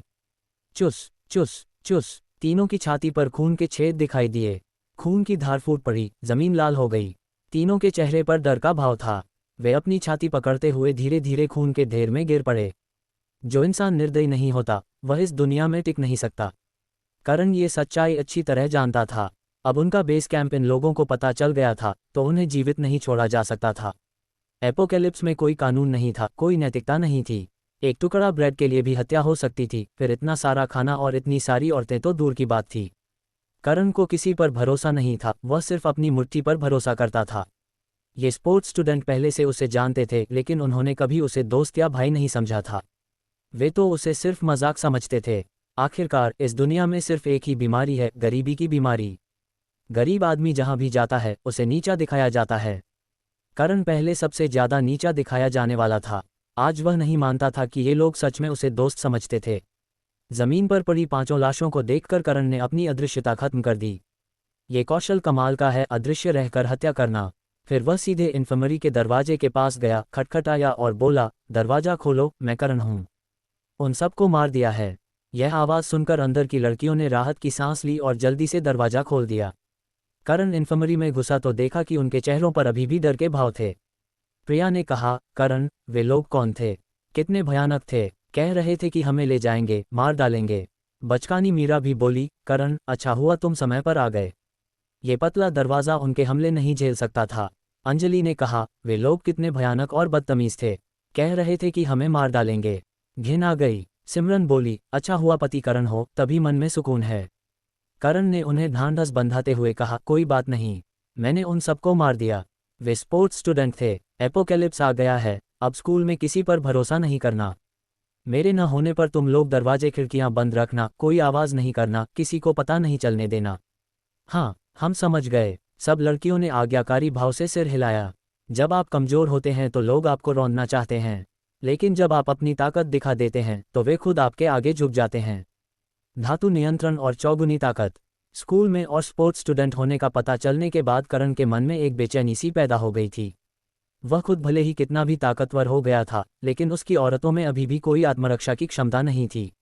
अगर किसी ने उसकी अनुपस्थिति में उन पर हमला कर दिया तो बड़ा नुकसान हो सकता था। इसलिए आज उसने पहले सारे इनाम हासिल करने का फैसला किया। उसे पता चल चुका था कि जब तक कोई लड़की उसकी औरत बनने को राजी हो जाती थी, उसे इनाम मिल जाता था, बिना किसी वास्तविक संबंध के भी। और अगर बाद में उनसे कोई खतरा हो भी जाए तो इनाम वापस नहीं लिया जाता था। इसलिए पहले इनाम हासिल करना सबसे फायदेमंद था। बेशक सिस्टम ने कहा था कि अगर बच्चा पैदा होता है तो और भी बड़ा इनाम मिलता है। अगर हालात अनुकूल हों तो करण निश्चित रूप से और ज़्यादा लड़कियों की रक्षा करना चाहता था, लेकिन अभी पहले इनाम हासिल करना सबसे जरूरी था। करण ने प्रणाली स्थान से दोपहर का खाना निकाला और सभी लड़कियों में बांट दिया। फिर उसने 24 नई लड़कियों से पूछा, मैं फिर से पूछ रहा हूँ, तुम लोग मेरी औरत बनने को तैयार हो? सभी लड़कियों ने बार बार सिर हिलाया, हाँ हाँ, जब तक तुम हमारी सुरक्षा करोगे और हमें खाना दोगे, हम तुम्हारी औरत बनने को तैयार हैं। जीवन में कभी कभी एक सही फैसला आपकी ताकत को कई गुना बढ़ा सकता है। करण के लिए वह फैसला था अपनी शर्तें साफ रखना। तभी करण के दिमाग में प्रणाली के संकेत गूंजने लगे। डिंग, होस्ट को बधाई, लड़की को सफलतापूर्वक बचाने पर सिस्टम पुरस्कार मिला, ताकत विशेषता जोड़ 2 डिंग, होस्ट को बधाई, लड़की को सफलतापूर्वक बचाने पर सिस्टम पुरस्कार मिला, गति विशेषता जोड़ 2 डिंग, होस्ट को बधाई, लड़की को सफलतापूर्वक बचाने पर सिस्टम पुरस्कार मिला, सहनशक्ति विशेषता जोड़ 2 डिंग, होस्ट को बधाई, लड़की को सफलतापूर्वक बचाने पर सिस्टम पुरस्कार मिला, आत्मबल विशेषता जोड़ 2 डिंग, होस्ट को बधाई, लड़की को सफलतापूर्वक बचाने पर सिस्टम पुरस्कार मिला, अदृश्यता कौशल स्तर जोड़ 1 डिंग, होस्ट को बधाई, लड़की को सफलतापूर्वक बचाने पर सिस्टम पुरस्कार मिला, भंडारण स्थान स्तर जोड़ 1 डिंग, होस्ट को बधाई, लड़की को सफलतापूर्वक बचाने पर सिस्टम पुरस्कार मिला, नया कौशल धातु नियंत्रण। कुल 24 सिस्टम पुरस्कार उसके दिमाग में गूंजे। कुछ में बुनियादी विशेषताएं बढ़ीं, कुछ में कौशल के स्तर बढ़े और कुछ में नए कौशल मिले। इतनी ताकत बढ़ती देख करण के चेहरे पर उत्साह छा गया। उसने अपनी विशेषता पैनल देखा। नाम, करण, उम्र 18 साल, ऊंचाई 6 फुट 2 इंच, वजन 80 किलो, ताकत 200, आत्मबल 200, सहनशक्ति 200, गति 236 मीटर प्रति सेकंड, कौशल 1, क्षमता सुदृढ़ीकरण 2, सुपर जीन 3, भंडारण स्थान स्तर 4, वायरस प्रतिरक्षा 5, प्रणाली स्कैन 6, अदृश्यता स्तर 3-7, धातु नियंत्रण स्तर 2। अब उसकी बुनियादी विशेषताएं 200 पॉइंट्स तक पहुंच चुकी थीं। अधिकतम गति 36 मीटर प्रति सेकंड थी, आम आदमी से 4 गुना ज्यादा। अब करण के सामने आम आदमी स्लो मोशन में दिखते थे, उनमें से कोई भी उसका मुकाबला नहीं कर सकता था। फिर उसने हर कौशल के उन्नयन का विवरण पढ़ा। भंडारण स्थान स्तर 4, आपके पास 40x40x40 मीटर का भंडारण स्थान है। इसमें मनचाही चीजें रख सकते हैं। 40x40x40 = 64,000 घन मीटर, 60,000 घन मीटर से ज्यादा की जगह। इतनी बड़ी जगह में करण ढेर सारा सामान रख सकता था। 100 औरतों का पेट पालने में भी कोई दिक्कत नहीं थी। अदृश्यता स्तर 3, प्रतिदिन 6 घंटे तक अदृश्य रह सकते हैं। अदृश्यता का इस्तेमाल कितनी भी बार किया जा सकता था, जब तक कुल समय 6 घंटे के अंदर रहे। सामान ढूंढने या लड़ाई के लिए ये काफ़ी था। धातु नियंत्रण स्तर 2, किसी भी धातु को नियंत्रित कर सकते हैं। यह विवरण सीधा और स्पष्ट था। करण ने जल्दी से इस नए कौशल को आजमाया। उसने अंधेरे स्थान से एक फल चाकू निकाला। बस एक विचार से वह चाकू का धातु वाला हिस्सा पानी की तरह बहने लगा। वह हवा में तैरते हुए किसी भी आकार में बदल सकता था। ये देखकर करण के चेहरे पर उत्साह छा गया। बहुत बढ़िया, ये धातु नियंत्रण तो मैग्नेटो की क्षमता से कम नहीं है। इससे तो मैं अपने मनचाहे हथियार बना सकता हूँ। उसने दूर की दीवार पर निशाना लगाया। सर्र, फल चाकू गोली की तरह निकला और दीवार में जा धंसा। पूरा चाकू दीवार के अंदर समा गया, सिर्फ उसका हैंडल बाहर लटक रहा था। बहुत शानदार, अब मैं अपनी सोच से ही चाकू को उड़ा सकता हूँ। स्तर 2 का धातु नियंत्रण है तो सबसे दूर शायद 100 मीटर तक नियंत्रित कर सकता हूँ। 100 मीटर के अंदर मैं हर निशाने पर वार कर सकता हूँ। चाहे जॉम्बी हो या दुश्मन, आसानी से ढेर कर सकता हूँ। फिर उसने अंधेरे स्थान से 1 दर्जन स्टेनलेस स्टील के कटोरे और ट्रे निकाले। वे सारे उसके सामने हवा में तैरने लगे। फिर उसने एक विचार किया, सब धातुएं पिघलकर एक हो गईं। कुछ अशुद्धियां धातु से बाहर निकल गईं। करण ने अपनी सोच से ही लोहे को गढ़ना शुरू कर दिया। उसने जो हथियार बनाया वह किसी बड़े लोहार से भी ज़्यादा तेज और मजबूत था। जल्द ही धातु पिघलकर 1 मीटर से ज़्यादा लंबी तेज धार वाली तलवार में बदल गई। उस तलवार को देखकर करण के मन में आत्मविश्वास भर गया। इस हथियार के साथ 100 जॉम्बी भी आ जाएं तो घास काटने जैसा होगा। यहीं पर सही फैसला लेना सबसे जरूरी होता है। सही समय पर सही कौशल का इस्तेमाल आपको किसी भी खतरे से बचा सकता है। इस क्षमता की सीमा जानने के लिए करण ने फिर से फल चाकू निकाला। वह खिड़की के पास खड़ा हुआ और चाकू को दूर भेजा। जब वह उसकी पहुंच की सीमा तक पहुंच गया तो उसने उसे वापस बुला लिया। लगभग 20 बार आगे पीछे करने के बाद उसके माथे पर पसीना आने लगा और सिर में हल्का दर्द होने लगा। लगता है यही आत्मबल की सीमा है। एक फल चाकू 100 मीटर की दूरी तक 20 बार आगे पीछे कर सकता हूँ। कुल मिलाकर 4000 मीटर की दूरी तय कर सकता है। अगर चाकू की जगह सुई का इस्तेमाल करूं तो ये संख्या दोगुनी हो सकती है, 8000 मीटर तक। एक सुई इतनी दूरी तय कर सकती है और रास्ते में कितने भी दुश्मन हो सबके सिर छेद सकती है। आए जितने चाहें, सब ढेर। यह नया कौशल करण का सबसे शक्तिशाली हमलावर कौशल था। जैसे जैसे उसका आत्मबल बढ़ता जाएगा और धातु नियंत्रण का स्तर ऊपर जाएगा, वह और भारी भरकम चीज़ों को नियंत्रित कर सकेगा। कल्पना करो, एक दिन वह अपनी सोच से ही टैंक, हवाई जहाज, यहाँ तक कि विमानवाहक पोत और अंतरिक्ष यान तक बना सकता था। इस कौशल के साथ मैं अकेले ही एक अभेद्य सर्वाइवर बेस बना सकता हूँ। करण ने अपनी मुट्ठियाँ भींच लीं। उसके मन में अपार आत्मविश्वास था। एपोकैलिप्स शुरू हुए अभी 10 दिन भी नहीं हुए थे और वह इतनी शक्तिशाली क्षमताएं हासिल कर चुका था। दूसरे सर्वाइवर जहां भूख और जॉम्बी के बीच जीवन के लिए संघर्ष कर रहे थे, वहीं करण उनसे बहुत आगे निकल चुका था। अब उसके लिए 5 स्पोर्ट्स स्टूडेंट क्या, 100 स्पोर्ट्स स्टूडेंट भी कोई मायने नहीं रखते थे। जल्द या बाद में वह इस दुनिया के शिखर पर पहुंच ही जाएगा। लेकिन उसे नहीं पता था कि इसी रात ठंडी स्कूल ब्यूटी मीरा का धैर्य अब और नहीं रहेगा। भूख उसकी अकड़ को चूर चूर कर देगी और जब वह करण के पास आएगी तो उसे एक और नई क्षमता मिलेगी, एक ऐसी क्षमता जो उसकी जिंदगी हमेशा के लिए बदल देगी। डिंग, नया मिशन, ठंडी स्कूल ब्यूटी का दिल जीतो। इनाम, स्पेशल एबिलिटी जोड़ 1000 पॉइंट्स। करण के होंठों पर मुस्कान थी। उसने सोचा अब रात होने में देर नहीं है।